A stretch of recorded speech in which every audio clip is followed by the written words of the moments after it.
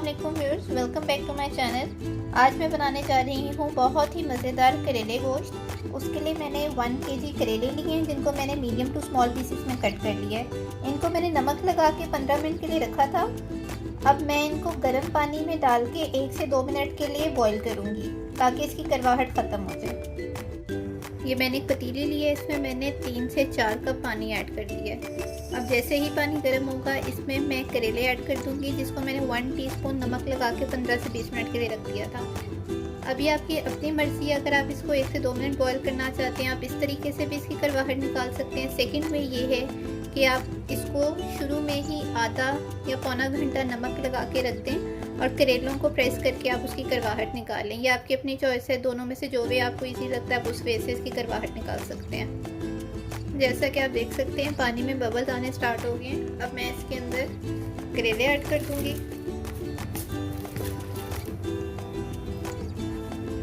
यहाँ पे आपने चीज़ का ख्याल रखना है कि जब आपने करेलों को नमक लगा के रखा होगा तो ये पानी छोड़ेंगे करेले और उस पानी को आपने फेंक देना है। पानी फेंकने के बाद आपने करेले इसमें ऐड करने हैं। अब जस्ट 1 से 2 मिनट्स तक आपने इसको बॉईल करना है। ज़्यादा आपने नहीं उबालना करेलों को, अदरवाइज ये बहुत सॉफ्ट हो जाएंगे। अब यहाँ पे मैं आपको एक छोटी सी टिप देती हूँ कि अगर आपने अपने करेलों की करवाहट निकालनी है तो इसमें जस्ट आप 1 टीस्पून वाइट विनेगर यानी कि सफ़ेद सिरका ऐड कर दें। सिरका ऐड करने से जो थोड़ी बहुत करवाहट रह गई होगी करेलों में वो भी आप देखेंगे बिल्कुल ख़त्म हो गई है। 2 मिनट के बाद अब मैं इसका पानी अलग कर दूंगी और करेलों को 15 मिनट के लिए ड्राई होने के लिए रख दूंगी। तब तक हम मटन रेडी कर लेते हैं।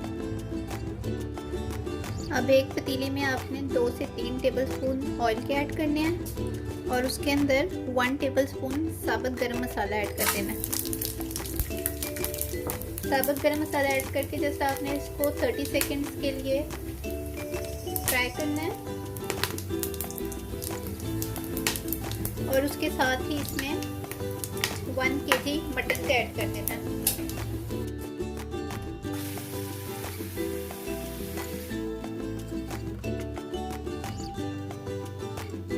अब इसमें आप एक ग्रीन चिली को तोड़ के ये भी ऐड कर दें और मीडियम टू हाई फ्लेम पे आपने इसको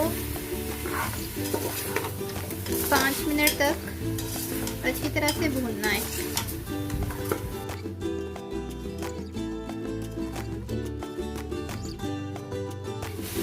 जैसा कि आप देख सकते हैं कि गोश्त का कलर अब चेंज हो गया। अब इसके अंदर मैं 2 कप पानी ऐड कर दूंगी।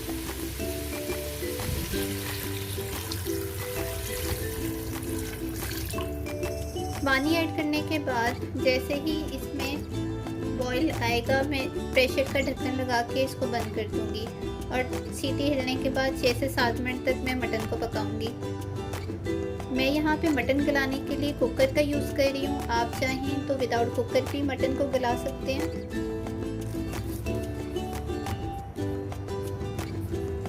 इसमें मैं ½ टीस्पून नमक का ऐड कर रही हूँ। नमक आपने केयरफुली ऐड करना है क्योंकि हमने ऑलरेडी करेलों की करवाहट निकालने के लिए उसमें नमक ऐड किया था। तो जब भी आप गोश्त या सालन या इसका मसाला रेडी कर रहे हैं तो आपने नमक कम डालना है। ये आप देख सकते हैं मटन बॉईल होना स्टार्ट हो गया।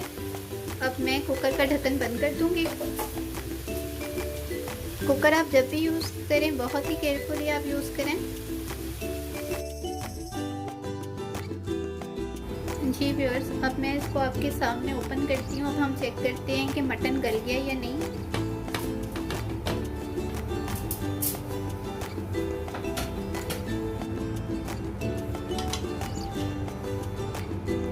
जी व्यूअर्स, आप देख सकते हैं मटन अच्छी तरह से गल गया जितना हमें चाहिए था। मटन को मैंने एक बाउल में निकाल लिया है और उसकी यखनी को मैंने एक बाउल में निकाल लिया है। यखनी लेटर ऑन आप किसी भी सालन में यूज़ कर सकते हैं। अब आपने एक कढ़ाई लेनी है और कढ़ाई के अंदर आपने 5 टेबलस्पून ऑयल ऐड कर देना है। ऑयल ऐड करने के बाद आपने करेले इसमें ऐड करके फ्राई करने हैं। मीडियम टू हाई फ्लेम पे आपने इसको लाइट ब्राउन होने तक फ्राई करना है।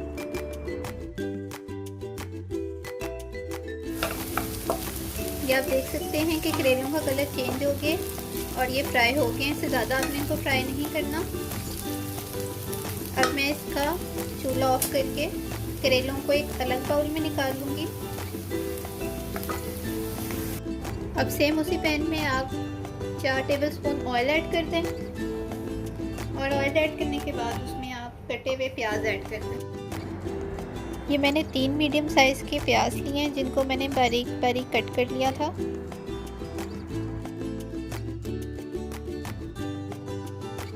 میڈیم ٹو ہائی فلیم پہ آپ نے اس کو تب تک پکانا ہے جب تک اس کا کلر چینج ہونا سٹارٹ ہو جاتا ہے۔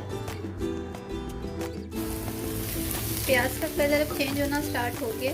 اب میں اس میں 4 میڈیم سائز کے کٹے ہوئے ٹماٹر ایڈ کر دوں گی۔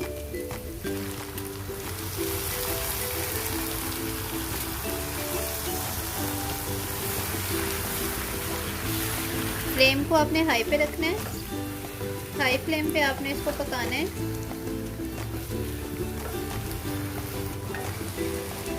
ٹماٹر ایڈ کرنے کے بعد اس کو میں نے ہائی فلیم پہ 5 منٹ تک پکایا تھا، اور اس کے بعد آپ دیکھ سکتے ہیں کہ مسالے کی یہ شیپ آ گئی ہے۔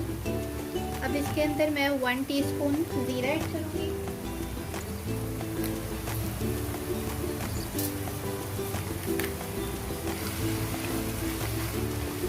زیرہ ایڈ کرنے کے بعد میں اس میں تمام اسپائسز ایڈ کر دوں گی۔ سب سے پہلے اس میں آپ 1/2 ٹی اسپون سالٹ ایڈ کریں۔ سالٹ میں اس میں کم ایڈ کر رہی ہوں کیونکہ ہم نے کریلوں کو بھی نمک لگایا تھا، تو اگر آپ کو سالٹ بعد میں کم لگتا ہے آپ تھوڑا سا اور ایڈ کر سکتے ہیں۔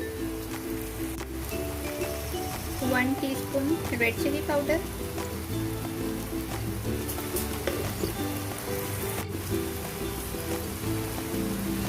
1/2 ٹی اسپون میں نے اس میں ریڈ چلی فلیکس کا ایڈ کیے۔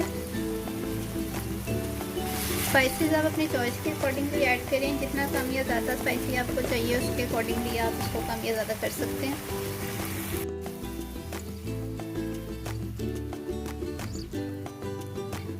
تین سے 4 منٹ میں کریلوں کا مسالہ ریڈی ہو جائے گا، پھر میں اس میں مٹن ایڈ کروں گی جو کہ میں نے بوائل کیا تھا بھوننے کے بعد۔ مسالہ بالکل ریڈی ہو چکا ہے، اب میں اس کے اندر مٹن ایڈ کر رہی ہوں۔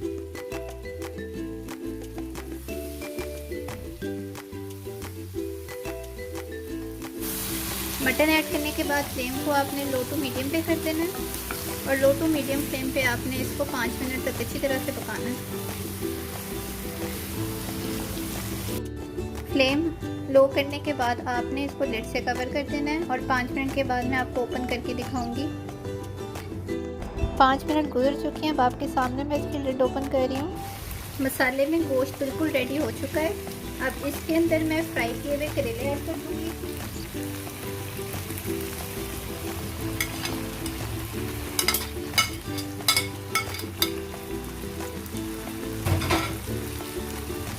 کریلے ایڈ کرنے کے بعد آپ نے اس کو ڈھکن سے کور نہیں کرنا، میڈیم فلیم پہ آپ نے اس کو 5 منٹ تک مزید پکانا ہے۔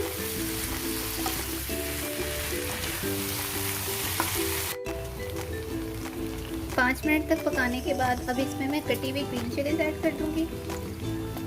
گرین چلیز ایڈ کرنے کے بعد جسٹ آپ نے اس کو 30 سیکنڈ سے 1 منٹ تک مزید کوک کرنا ہے، اور مزیدار سا کریلے گوشت ریڈی ہے۔ اس کو ڈش آؤٹ کر کے میں آپ کو اس کی فائنل پکچر بھی دکھاتی ہوں۔ اس کو ٹرائی ضرور کیجیے گا، انشاءاللہ آپ کو بہت پسند آئے گا۔ اگر آپ کو آج کی ریسیپی پسند آئی ہے تو اس کو لائک ضرور کیجیے گا، and don't forget to subscribe my channel. اپنا بہت خیال رکھیے گا، نیکسٹ ویڈیو میں آپ سے ملاقات ہوگی، تب تک کے لیے اللہ حافظ۔